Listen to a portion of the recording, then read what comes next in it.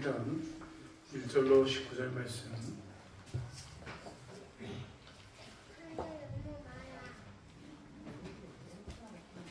구약성경 855페이지에 있는 시편 73편. 천천히 하셔야 됩니다. 시편 73편. 중고등부 회장님 되시는 나승현 학생군 이쪽 우리 홍진호 주사님 옆으로 오세요. 나오셔가지고 성경책 가져가세요. 네, 자 시편 73편 1절로 19절 말씀. 네, 시편 73편 1절로 19절 말씀을 전했으면 제가 한 절 읽고 여러분 한 절 읽고 교독하겠습니다. 하나님이 참으로 이스라엘 중 마음이 정결한 자에게 선을 행하시나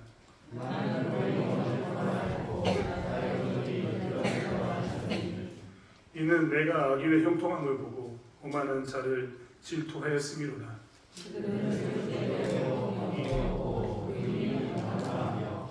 사람들이 당하는 고난이 그들에게는 없고 사람들이 당하는 재앙도 그들에게는 없나니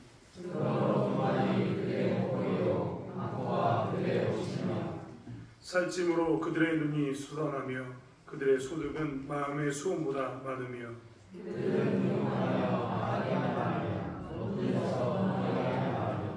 그들의 입은 하늘에 두고 그들의 혀는 땅에 두루 다니도다.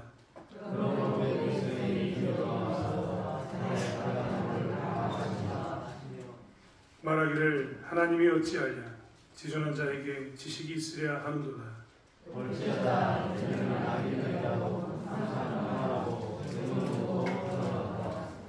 내가 내 마음을 깨끗하게 하며 내 손을 씻어 무죄하다 하는 것이 실로 헛되도다.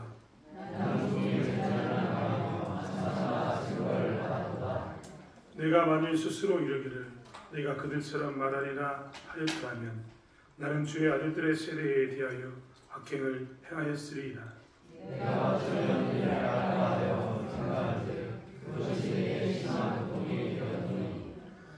하나님의 성소에 들어갈 때야 그들의 종말을 내가 깨달았나이다.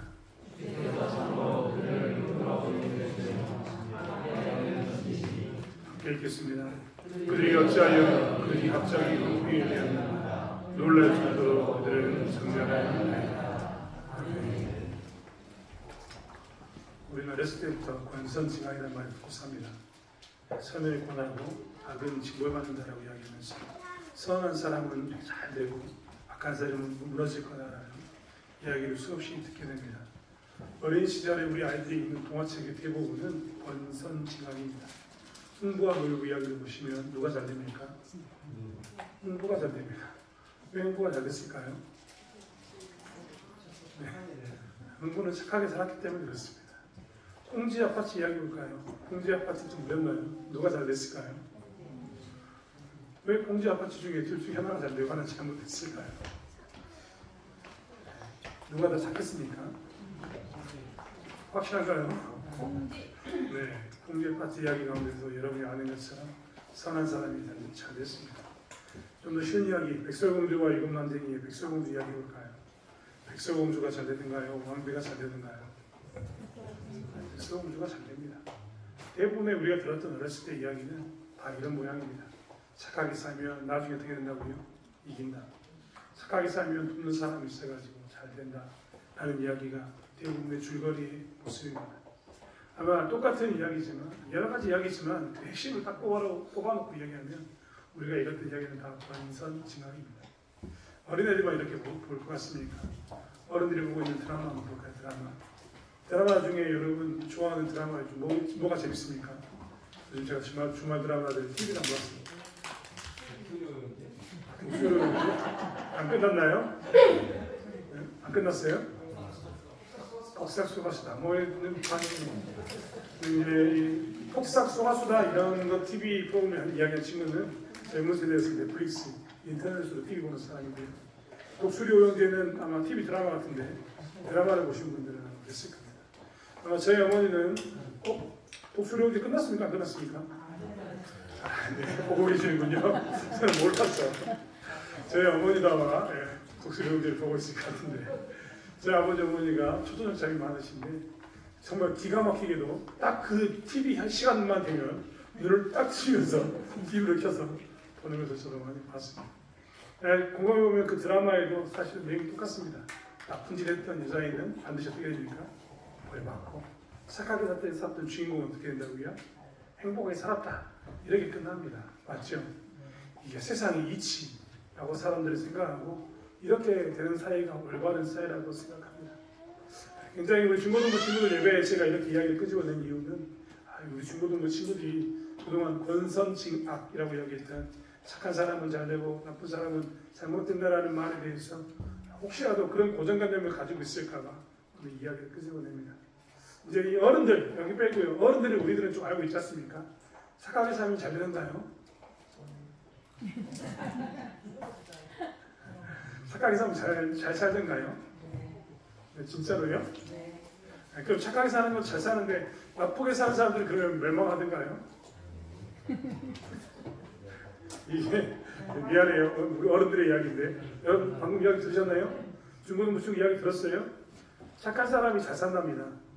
근데 나쁘게 산 사람도 어떻게 한다고요? 잘 산대요. 그러면 착하게 사람이 더 잘 사는가요? 나쁜 사람이 더 잘 사는가요? 나쁜 사람이 더 잘 사는 것 같아요. 네, 맞습니다. 세상이 그래집니다. 이렇게 이야기하면 제가 여러분의 동심을 파괴하고 세상의 원리를 파괴하면서 목사가 강단에서 나쁘게 살아라 이런 말을 하려고 한 게 절대 아닙니다. 우리 이 땅에 살아가면서요, 세상에 대해서 착각하고 있는 게 있는데 세상은 이 땅에 영원히 우리에게 낙원을 주지 못합니다. 세상은 우리에게 영원히 파라다이스, 소위 말하는 유토피아 이런 것도 우리에게 주지 못해요.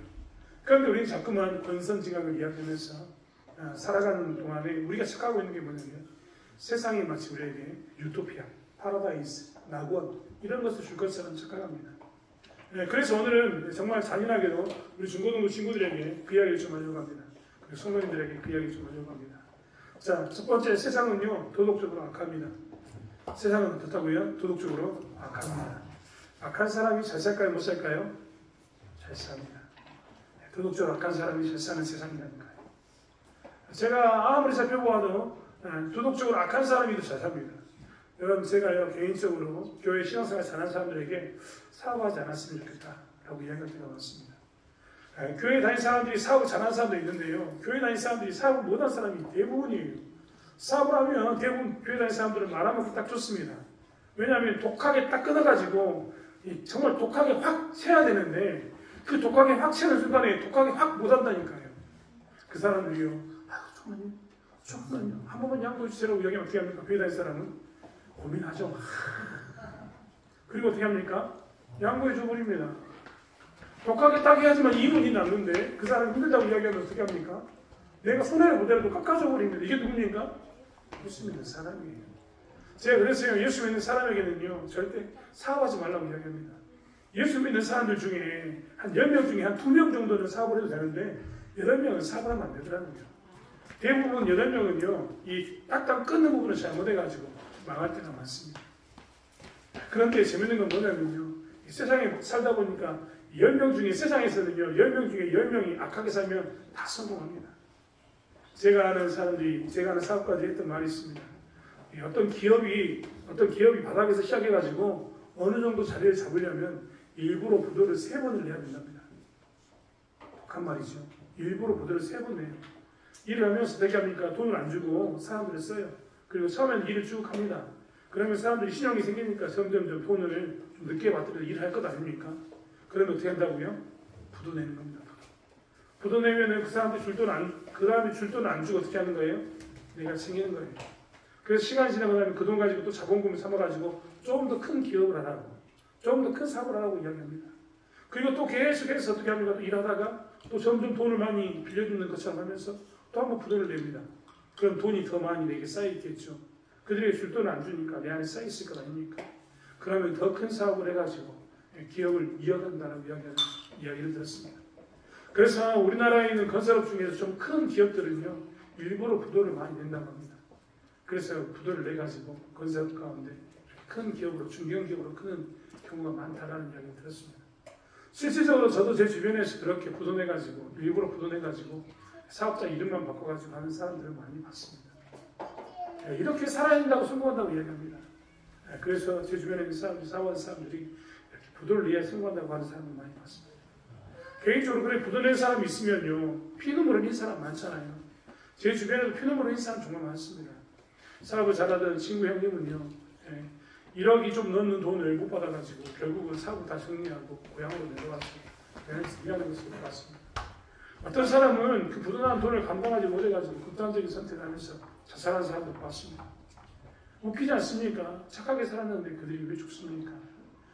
착하게 살았는데 왜 그들이 망합니까? 여러분, 이 중국 친구들에게 동심을 파괴하는 것은 모르지만 세상은 그런 곳입니다. 세상은 악한 사람이 잘 삽니다. 특별히 세상은 도덕적으로 이렇게 악한 사람이 잘 산다는 것을 꼭 기억해야 됩니다. 그러면 이제 결론이 좀 이상하죠.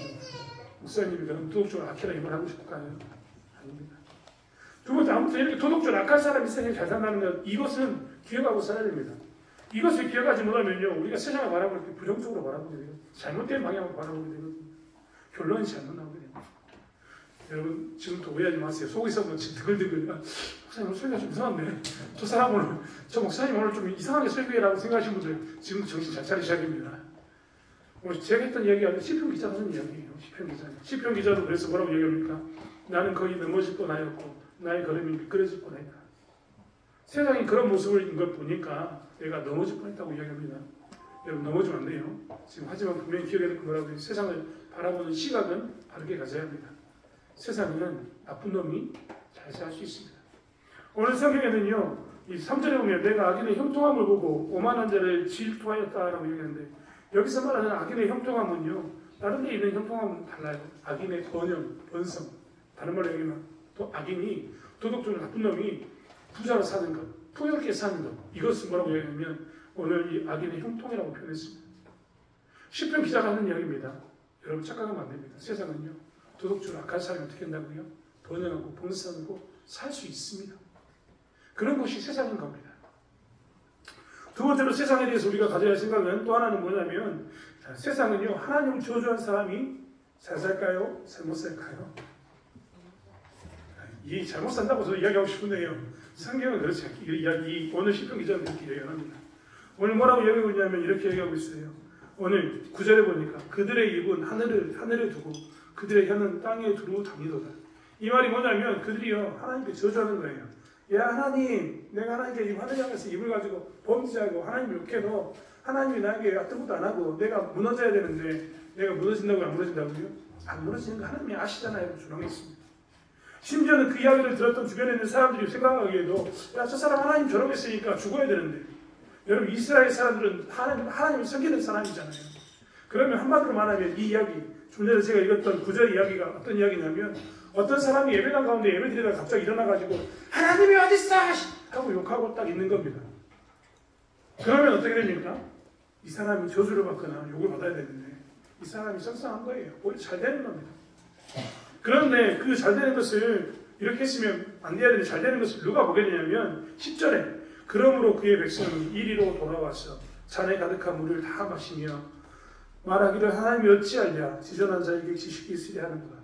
옆에서 지켜봤던 사람들이요, 이 악인이 그렇게 하는 것을 보고 그렇게 하면 저주를 받아야 되는데 죽어야 되는데 죽지 않고 형통하니까 옆에 보고 있는 사람들이 그래도 대단하네. 하나님을 저주해도 나는 죽지 않고 오히려 형통하나 보네. 하나님 없이 사는 것이 더 형통함에 빠른 길인가 보네. 번영하고 봉사하는 데는 하나님 없이 사는 게 좋은가 보다라고 이야기하면서 어떻게 했다고요? 그 저주했던 물을 같이 마시는 겁니다. 그리고는 그 다음에 아까 11절에 뭐라고 했습니까? 하나님이 어찌하겠어? 지존한 자에게 지식이 있으랴. 이 말이 뭐냐면 하나님은 높은 자리에 있는데 높은 자리에 있는 하나님이 땅의 일을 알겠어. 하나님 모를 거야 라고 얘기하는 겁니다. 사람들이 다 어디에 동조했다고요? 하나님이 어디 있어? 라고 저주하면서, 하나님이 없다고 저주하면서 악하게 사는 사람들의 그 형통함을 바라보면서 거의 동참하는 겁니다. 세상은요, 여러분 기억해 주시는 첫 번째가 뭐였습니까? 도덕적으로 악한 사람이 번영하고 번성한다. 두 번째는 뭐라고요? 하나님을 저주한 사람이 번영하고 번성한다. 이렇게 이야기하면 또 여러분 집중하셔야 돼요. 여기서 듣고 이제 나가시면 곤란합니다. 여기까지만 듣고 나가시면 굉장히 곤란하게 되는 거죠. 우리가 알고 있는 세상에 대한 이 객관적인 시각은요, 분명해야 됩니다. 세상은요, 나쁜 놈이 잘 살 수 있습니다. 하나님 없이 하나님을 저주한 사람이 잘 살 수 있어요. 하나님이 있기 때문에 우리는 두려워서 감히 함부로 못하는데 이 사람들은요 하나님이 없다고 생각하기 때문에 지들 마음대로 삽니다. 자기들이 왕이 되어가지고 자기들이 주권자 되어가지고 자기들 마음대로 악을 행하고 살고 있어요. 그래도 그들이 어떻게 된다고요? 잘 살아요. 이게 세상입니다.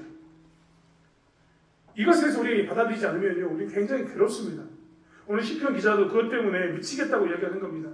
오히려 그는 실패했고 사절에 보면 죽을 때에도 고통이었고 그 힘이 강건하는 그들을 보면서 그는 이 시편 기자는 하루 종일 괴로웠고 인생을 살아가면서 괴로웠다는 겁니다. 왜요?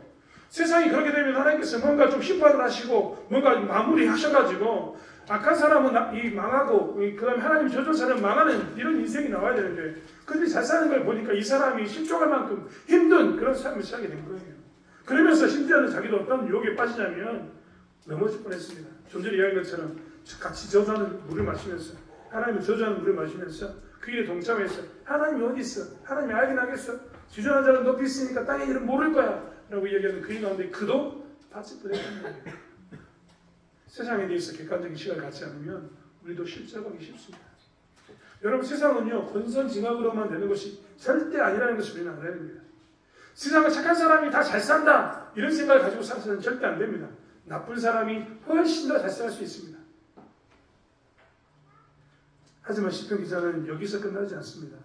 시편 기자는 오늘 우리에게 내가 거기까지 왔을 때는 실족할 뻔했는데 내가 실족하지 않는 방법, 하나님의 정의에 대해서, 인생에 대해서 다시 보는 새로운 시각을 갖게 되는 그 전환점이 내 인생 가운데 있었습니다 라고 고백하고 있는 거예요. 그 인생의 전환점이 언제였냐?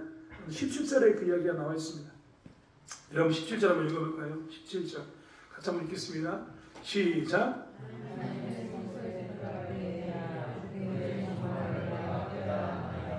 우리 중고등부 친구들이 크게 읽어야 돼요. 왜냐하면 이 땅에서 오래 살 사람들이니까. 한번 읽겠습니다. 시작. 하나님의 성소에 들어갈 때에야 그들의 종말을 내가 깨달았나이다. 시편 기자는요 자기가 세상을 보는 시각 가운데 악인 형통하구나, 도덕적으로 나쁜 놈이 더 잘 살 수 있구나, 하나님을 떠나고 하나님 저주한 사람이 하나님 없이 사는 사람이 잘 살 수 있구나라는 걸 봤습니다. 그런데 그가 그런 모습 가운데 자기도 넘어갈 뻔했는데 넘어가지 않고 하나님 앞에 든든히 설 수 있었던 것은 언제였느냐라고 고백하는데 그때가 언제라고요? 하나님의 성소에 들어갈 때 그때서야 비로소 그는 깨닫게 됐다는 겁니다. 뭘 깨닫게 되었느냐? 그전에는 세상을 바라보는 시각이 악인들이 잘 되는 것 때문에 너무나 힘들고 괴로웠어. 그가 죽을 뻔했는데 나도 그들처럼 될 뻔했는데 그가 하나님의 성소에 들어오고 난 후에 보니까 내가 그들대로 살았으면 악인처럼 세상에 있는 악인처럼 살았으면 큰일 날 뻔했구나라는 것을 비로소 봤다는 겁니다. 성소에 들어와가지고 성소에 들어왔는데 무엇이 보였냐면 그들의 종말이 성소에 들어오니까 비로소 보였다는 겁니다.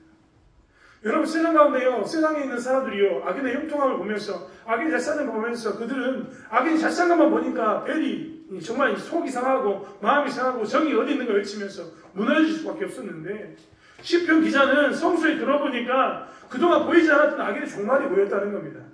악인의 종말이 보였는데 악인의 종말에 성소에 들어와서 그들을 하나님의 시각으로 그들을 바라보니까 그들이 어떤 모습 가운데 있었냐면 18절과 19절에 있는 것처럼 하나님께서는 그들이 내가 지금 보기에는 악인이 형통해서 막 잘 살고 번성하고 있는 것처럼 보여서 이게 너무나 괴로웠는데 그 자리가 어떤 자리인 것처럼 보였냐면 그 자리는 잘 사는 자리, 좋은 자리처럼 보였는데 내가 하나님 앞에서 딱 들어와서 하나님 말씀 가운데 종말을 바라보니까 종말의 시각으로 바라보니까 그 자리가 어떤 곳이었다고요? 18절에 미끄러운 곳이었다는 겁니다. 미끄러운 것. 그들이 미끄러운 곳에 서 있는데 그 미끄러운 곳에 끝자락에 뭐가 있냐면 이렇게 쭉 미끄러 내려가면 그 마지막 산에 뭐가 있냐면 파멸이 남아있는 거예요. 그 전에는 하나님의 성소에 들어가지 않았을 때는 내 시각에는 온통 세상이 악인이 형통하는 것으로만 보였고 하나님을 저주하는 사람이 하나님 없이 사람이 더 잘 사는 것처럼 보여서 굉장히 괴로웠는데 성소에 들어가지고 하나님의 시각으로 성소에 들어와서 종말론적인 시각으로 그것을 딱 바라보니까 이거 큰일 날 뻔했구나 내가 이 마음이 들었다는 겁니다. 번성의 자리가 미끄러져 있는 자리였고 그 번성에서 보이는 자리에 끝자락에 뭐가 있었냐면 파멸이 있었다는 것을 드디어 보았습니다. 19절에 보면 그는 이렇게 얘기합니다. 그들이 어찌하여 그들이 갑자기 황폐되었는가 놀랄 정도로 그들은 전멸하였나이다. 이제 이 성전에 들어가지고 하나님의 시각으로 그들을 바라보니까 어떻게 보였다고요? 정말 이렇게 빨리 그들이 멸망할 수 있을까? 이렇게 빨리 없어질 수 있을까 할 만큼 그들은 지금 어떤 길을 하고 있다고요? 그들의 종말이 끝자락으로 정말 하나님의 심판 가운데서 급속한 심판 가운데 있었다는 것을 보게 됐다는 겁니다. 인생을 살아가면서요, 우리 또한 우리 시편 기자처럼 이렇게 아삽처럼 고백할 때가 있습니다. 여러분, 제가 고등학교 때, 저희 고등학교, 대학교 때 정말 이해하지 못한 게 있었거든요. 그때 오렌지족이라는 게 처음 있었습니다. 여기 우리 중고등 친구들은 모를 거예요. 오렌지족. 오렌지족이 뭔지 아십니까? 아마 저와 같은 시대에 살았던 사람도 오렌지족을 알 겁니다. 혹시 오렌지족 기억나십니까? 저는 기억납니다. 오렌지족이 누구냐면 아버지가 갑부, 돈 많은 사람이에요. 얘들이 오렌지족인데 왜 오렌지족이냐면 걔들이 살면서 유흥점이나 혹은 마약이나 이런 걸 하면서 돈을 하루에 1억씩 2억씩 쓰고 살았습니다. 돈을 엄청나게 쓰고 비싼 차를 몰고 다니고 하는 이런 사람이 그렇게 살았거든요. 그래서 그 사람들을 통칭해서 오렌지족이라고 불렀습니다. 제가 대학교 다니면서 이해가 안 됐거든요. 왜요? 저는 대학교 다니면서 하나님 믿는다고 이야기하면서 정말 제 자랑인 것처럼 보이지만 하나님 믿는다고 이야기하면서 대학교 때 정말 성실하게 살았거든요. 저는 제가 제 부모님과 같이 살면서 최대한 독립해서 살려고 뭘 해봤냐면 생선장사, 과일장사, 농가대 안 해본 게 없습니다. 저는 정말 전라도 말로 쎄 빠지게 열심히 일하면서 돈 벌어가면서 학교 다녔고 장학금 받으려고 밤늦게까지 일부러 도서관 올라가가지고 공부하고 살았거든요. 그래야지만 제 인생은 어떻게 되냐면 좀 어떻게 좀 건강하게 사는 것처럼 보이는 그런 모습이었단 말입니다. 밖에서 밥 먹는 게 무서워서 대학교에 군인 식당 가가지고 밥 사 먹고 했던 게 우리의 모습입니다. 그런데 걔들은요 비싼 차 몰고 다니면서 하루에 1억씩 2억씩 술 마시고 돌아다니는 이 모습을 보니까 내 안에 드는 모습들이 그런 모습들이었어요. 하나님, 저 사람들은 왜 안 죽습니까? 저 사람들은 1억씩 2억씩 하루에 저렇게 술값으로 보내고 있는데 왜 하나님께서 저들을 놔두십니까? 라고 이야기했거든요. 그런데 하나님께서는 시편 73편의 이야기에서 제 시각을 바꿔주시면서 뭘 보여줍니까? 야, 생각해봐. 쟤들이 하루에 1억씩 2억씩 왔으면 언제 망하겠냐? 이해하십니까? 집에 돈이 많으니까 얘들이 나처럼 하루에 1,500원, 2,000원 써가지고 무너진다고 안 무너진다고요? 안 무너져. 얘들은 하루에 한 1억씩 2억씩 버려야지만 어떻게 하냐고요? 망해요, 망해. 그래서 그때 제가 처음으로 말씀하고 위로를 받았습니다. 하나님, 1억, 2억 쓰는 거 저게 지금 망해가고 있는 징조군요. 시편 기자가 이야기했던 것처럼 망해가고 있는 모습입니다. 그런데 이 시각을 갖지 않으면요, 이 하나님의 시각을 갖지 않으면 우리 가운데 어떤 마음이 드냐면 자꾸만요 불평과 불만 가운데서 어떻게 되냐면 우리 또한 하나님을 떠납니다. 많은 청년들이, 많은 성도들이 교회를 떠난 이유를 정말 많이 보았는데 그 많이 떠난 이유 중에 하나가 무엇이냐면 세상에 그렇게 악한 사람이 잘 살고 하나님을 부인한 사람이 잘 사는 것을 보면서 많은 사람들이 교회를 떠나는 것을 보았습니다. 많은 청년들이 차라리 교회 다니는 것보다는 교회 밖에서 있는 것이 훨씬 부유하고 번성하는 삶을 살기 때문에 나는 교회에 있는 것을 버리고 밖으로 나가겠노라고 하는 것을 얼마나 많이 보았는지 모릅니다. 나 자신 또한 좀 전에 이야기했던 것처럼 내가 대학교 다니면서 그렇게 사는 게 부러울 때가 있었습니다. 하지만 오늘 하나님의 성소에 들어와서 종말을 바라보는 사람은요, 그들이 얼마나 지금 심하게 미끄러운 길 가운데 있는지, 파멸의 길로 가고 있는지, 멸망의 길로 가고 있는지를 보게 된다는 겁니다.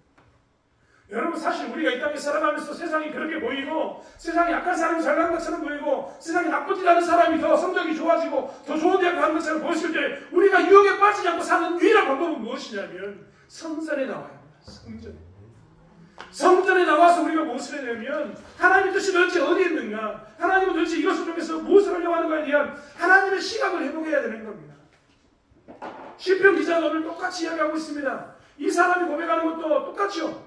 세상이 그렇게 돌아가는 것 가운데 있는데 이것에 내가 넘어지지 않은 유일한 방법이 있었는데 그게 뭐냐면 하나님의 성소에 들어갔을 때 내가 그를 정말을 보게 되었고 그것 때문에 내가 무너지지 않았다라고 이야기하는 겁니다.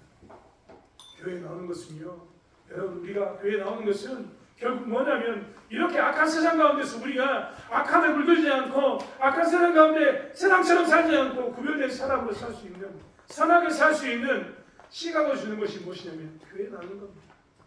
성소에 자주 나와서 있는 이것이 바로 이런 시각을 갖게 하는 겁니다. 여러분, 성소에 나오면 그러면 앉아있다고, 그냥 여기 앉아있다고 그런 마음이 생길까요? 여러분, 오늘 시편 기자, 특별히 아삽의 이 시를 그냥 넘기지 마십시오. 아삽이 나와서 뭘 했을까요? 이 문제를 가지고 하나님께 토로하는 겁니다. 하나님, 내가 세상을 바라보니까 세상은 아깝다. 하나님, 내가 이것들을 실족할 뻔했습니다. 이런 세상 나는 어떻게 바라봐야 될까 하나님 하고 부르짖고 외쳤던 겁니다. 그 부르짖고 외친 가운데 뭐가 있었을까요? 하나님과의 관계에 뭐가 있었고 그 가운데 이 예배를 통해서 주는 말씀 가운데서 깨달음이 있었던 겁니다. 이스라엘 백성들이 성소에 나왔다는 것은 기본적으로 뭡니까? 그들이 하나님과의 관계를 회복하기 위한 제사를 드린다는 것이었고, 이스라엘 백성들이 성소에 나온다는 것은 기본적으로 뭐냐면 하나님의 말씀을 듣기 위해서, 이것은 답이 무엇인가 할 때 하나님의 말씀을 듣기 위해서 나오는 겁니다. 지금은 여러분 우리가 성경책을 이렇게 그냥 들고 다니고 있지만요, 과거에는 성경책을 아무나 들 수 없었습니다. 사도 바울도 그가 저 멀리 있는 성경책을 가져다 달라고 그 주변에 있는 사람들이 부탁할 만큼 성경책을 구하기 힘든 곳이었어요. 그래서 하나님의 말씀을 들으려면 어디로 갑니까? 성전으로 가는 겁니다.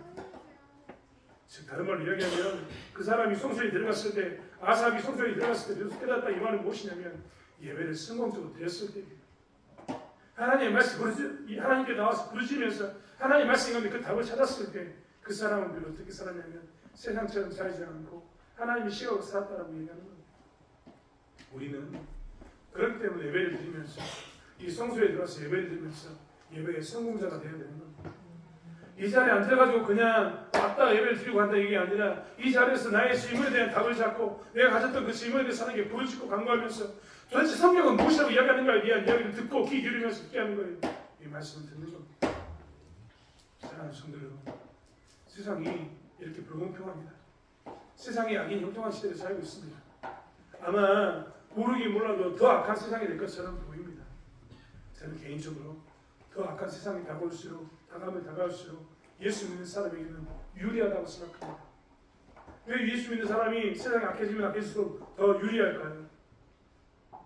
우리에게 반면교사가 되기 때문에 그렇습니다. 자꾸만 우리는 세상이 약하기 때문에, 세상이 악한 것 때문에 우리가 악해진다라고 이야기하는데요, 그건 우리만의 착각인 거죠.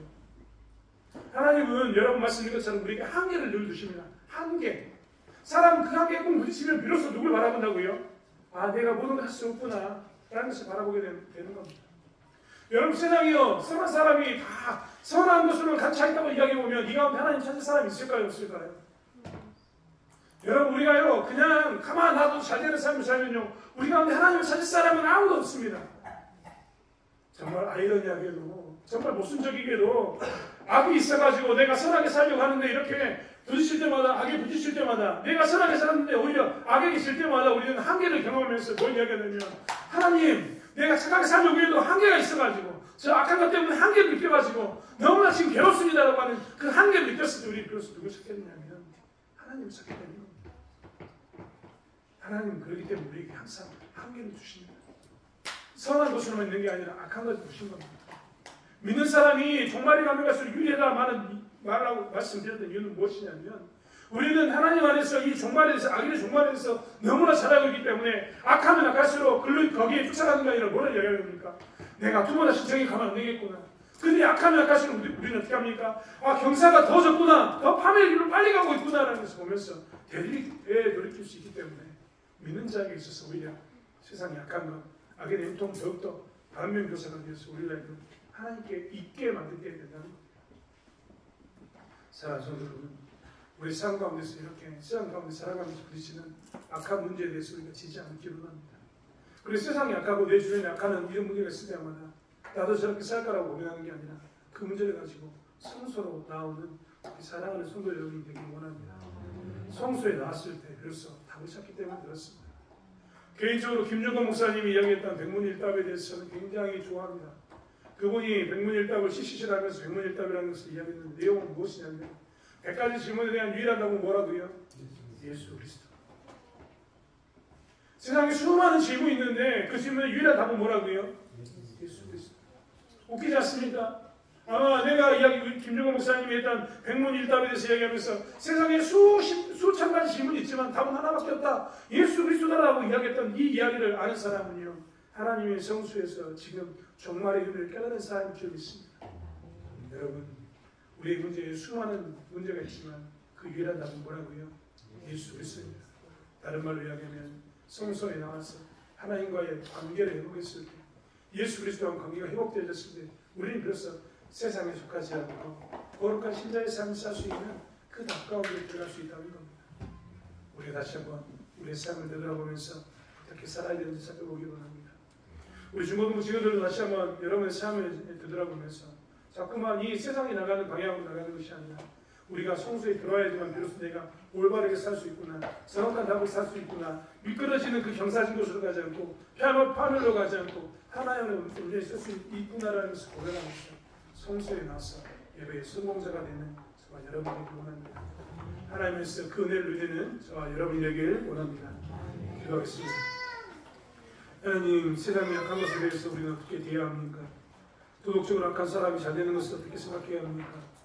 하나님에 대해서 저주하면서 하나님을 조롱하는 사람이 잘 되는 것에 대해서 우리는 어떻게 보아야 합니까? 하나님, 우리가 다시 한번 우리의 삶 가운데서 성소에 들어갔을 때 그들의 종말을 내가 깨달았다라고 이야기했던 아삽의 고백처럼 우리가 성소에 들어가서 그래서 이 답을 찾았습니다라고 고백할 수 있는 신자의 삶을 살 수 있도록 붙잡아 주실 줄 믿습니다. 하나님, 우리 사랑하는 중고등부 친구들이, 우리 사랑하는 가정교회 성도들이 예배의 성공자가 되어서 세상에 속해 있는 자가 아니라 구별된 자의 삶을 사는 기쁨으로 그 길을 쫓아가는 형통의 진정한 형통의 길에 서 있는 성도로서의 삶을 살 수 있도록 하나님께서 붙들어 주실 줄 믿습니다. 감사드리며 예수님의 이름으로 기도드렸습니다. 아멘.